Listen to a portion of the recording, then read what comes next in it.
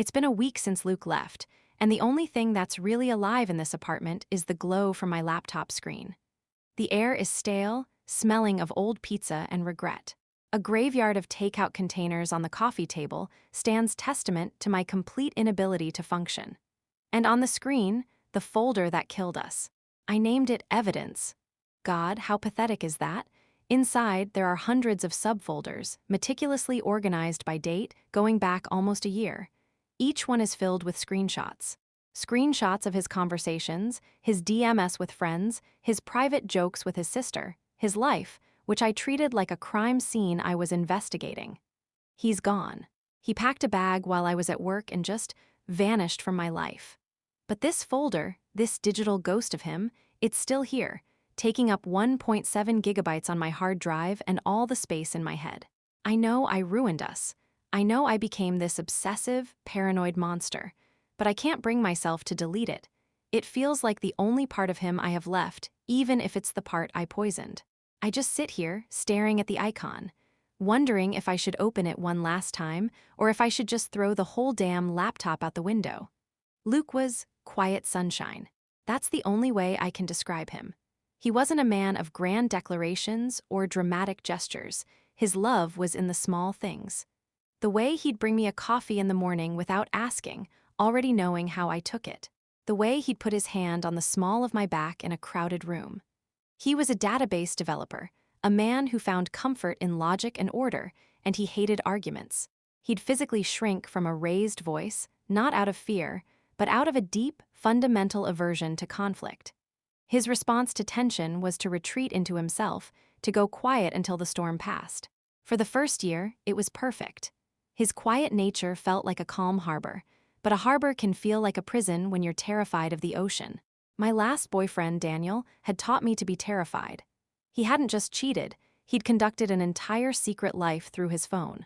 A world of Instagram DMs, late-night chats on apps I'd never heard of, and a web of casual betrayals that I only discovered when I accidentally saw a notification pop up on his screen.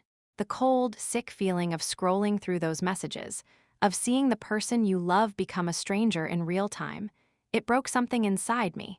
It planted a seed of poison. With Luke, that seed started to sprout. When he'd come home from a stressful day and just want to zone out, my brain didn't register tired boyfriend. It screamed secretive partner.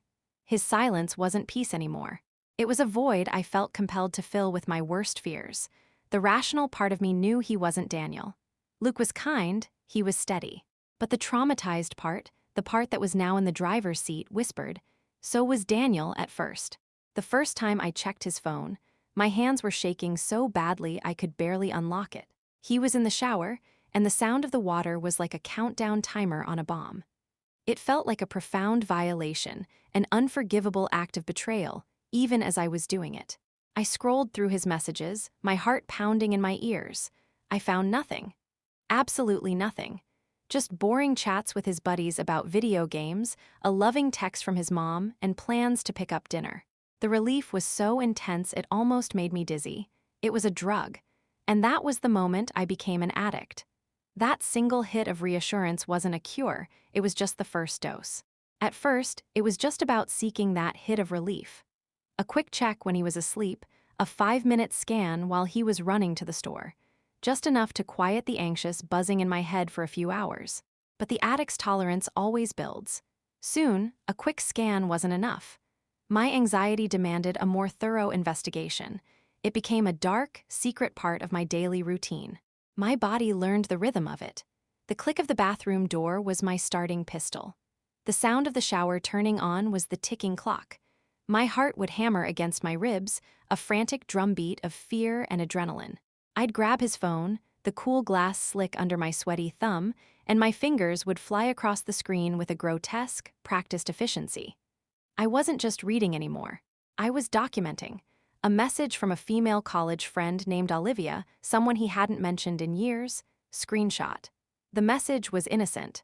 Hey, just saw your mom, she said you're doing great, we should catch up. But in my twisted detective agency, it became Exhibit A, catch up. Why now? What did she really want? I spent an entire evening Googling her, scrolling through her decade-old photos.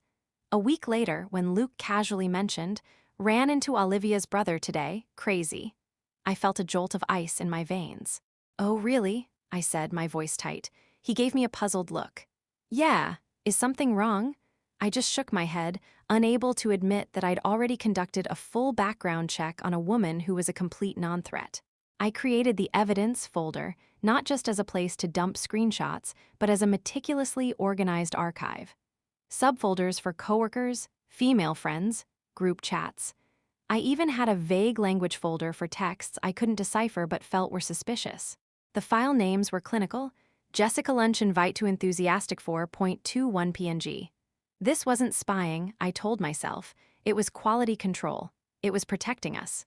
I was the silent guardian of our relationship, the one doing the dirty work to make sure we were safe from another Daniel. It was a heroic narrative I constructed to hide the ugly truth. I was the saboteur. The exhaustion was bone deep, a constant, low-grade hum of anxiety that drained the color from my world. I was living a double life. We'd be sitting on the couch, watching a movie, his arm draped comfortably around me, and he'd laugh at a joke on screen. I'd force a smile, but my mind would be miles away, replaying a chat he had with his brother that afternoon. He used the winking emoji with him, but he never uses it with me. Is he hiding his true feelings? It was madness. I was a ghost in my own life, haunting my own relationship. I'd forget things he'd actually told me because my brain was too cluttered with the information I'd stolen. He'd look at me, his eyes full of love, and all I could see was a suspect. The man I loved was disappearing, being replaced by a digital phantom I had created. A phantom I was determined to convict of a crime he wasn't even committing. The breaking point wasn't some dramatic discovery of a secret affair. It was so much smaller, so much more pathetic. It was a Tuesday night. Luke was in the shower, and I was performing my ritual. I was scrolling through his chat with his younger sister, Amelia. They were close, and their conversations were usually a mundane stream of memes and family logistics. But then I saw it. A series of messages about their parents' upcoming 40th wedding anniversary. Amelia was suggesting ideas for a surprise party. Luke's reply made my blood run cold. Great idea, he'd typed. Just don't tell Marisol about the planning. I want it to be a surprise for her too, she'll love it. My brain, conditioned by months of paranoia, completely short-circuited. It snagged on one phrase and refused to let go. Don't tell Marisol. It didn't register the context, the kindness, the inclusion. All it saw was the secret. A secret being kept from me. Daniel started with secrets. It was a full-body reaction, a hot, prickling wave of panic that started in my chest and spread to my fingertips. My carefully constructed case file finally had its smoking gun. He was conspiring with his sister against me. That evening, I was a coiled spring of passive aggression. I couldn't bring myself to confront him directly. That would mean confessing. Instead, I laid traps. While we were eating the dinner he'd cooked, I said, my voice dripping with false casualness, "You know, your parents' anniversary is coming up. We should really do something special. Maybe a big party?" I watched his face, searching for a flicker of guilt. He just smiled a little too brightly. "Yeah, maybe. We've got time to think about it." The lie, so calm and easy, was like a slap. Later, as we were getting ready for bed, I went in for the kill. I was brushing my teeth, and I said to his reflection in the mirror, "You know, I was thinking a surprise party could be really fun." I saw his shoulders tense. He turned around slowly, his face unreadable. I pushed harder, my voice taking on a sharp, accusatory edge. "Yeah, a big surprise for everyone." He just stared at me for a long moment. The look in his eyes wasn't anger. It was something far worse. It was dawning, heartbreaking realization. He quietly walked over, took the phone from his nightstand, and handed it to me. "Just tell me what you found, Marisol," he said, his voice completely flat, devoid of all emotion. My bravado crumbled. I stammered, trying to deny it, but he just shook his head. "I can't do this anymore. You were quoting my texts with my sister, weren't you?" He didn't raise his voice. He didn't have to. The profound disappointment radiating from him was louder than any shout. "I feel like I'm living with a warden, not a partner. I'm constantly being watched, judged for things I haven't even done. I'm tired, Mari. I'm just so tired of trying to prove I'm innocent when I've never been guilty." He slept on the couch that night. I lay in our bed, the space beside me feeling like a vast, cold canyon, and listened to the sound of his quiet breathing from the other room. I didn't sleep. I just replayed the conversation over and over, the sheer exhaustion in his voice echoing in my ears. By morning, he was gone. His pillow and blanket were folded neatly on the couch. A few of his clothes were missing from the closet, his toothbrush gone from the bathroom. He'd left his apartment key on the kitchen counter. My world didn't just crack, it atomized. The silence he left behind was deafening. I grabbed my phone, my hands shaking, and sent him a barrage of texts. "Luke, please come back. We can talk about this. I'm so sorry I was wrong. Please don't do this." They all delivered. No reply. I called him. It rang and rang, then went to voicemail. His voice, so full of life in the recording, was a cruel mockery. After a day of radio silence, a single text from him finally came through. "I need space, Marisol. I can't talk right now." Space. He needed space from the suffocating prison I'd built for him. Panicked and desperate for an ally, I called Jess. She's our mutual friend, the one who introduced us. I sobbed down the phone to her, pouring out a heavily edited version of the story where I was the frantic, loving girlfriend, and he was the one who had abandoned me over a small misunderstanding. Jess listened patiently. When I finally ran out of breath, there was a long pause on the other end of the line. "Mari," she said, her voice careful, "what was the misunderstanding exactly?" And so I told her. I told her everything.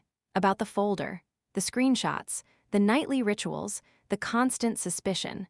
I expected sympathy, maybe some gentle chiding followed by a promise to talk to Luke for me. Instead, I was met with more silence. When she finally spoke, her voice had lost all its warmth. "My God, Mari," she said, and it was a quiet, horrified whisper. "Seriously, you did all that for a year?" I started to cry again to defend myself, talking about Daniel and my trauma, but she cut me off. "No, stop. Luke isn't Daniel, you know that. What you did, that's not about being hurt, that's about hurting someone else. Honestly, who could live like that? You treated him like a criminal in his own home, not the man who loved you. What did you expect would happen?" Her words weren't a comfort. They were a mirror, and for the first time, I saw the twisted, ugly reflection of what I had become. The call ended with a polite but firm, "I think you need to figure this out on your own." The click of her hanging up was the sound of my last support beam giving way.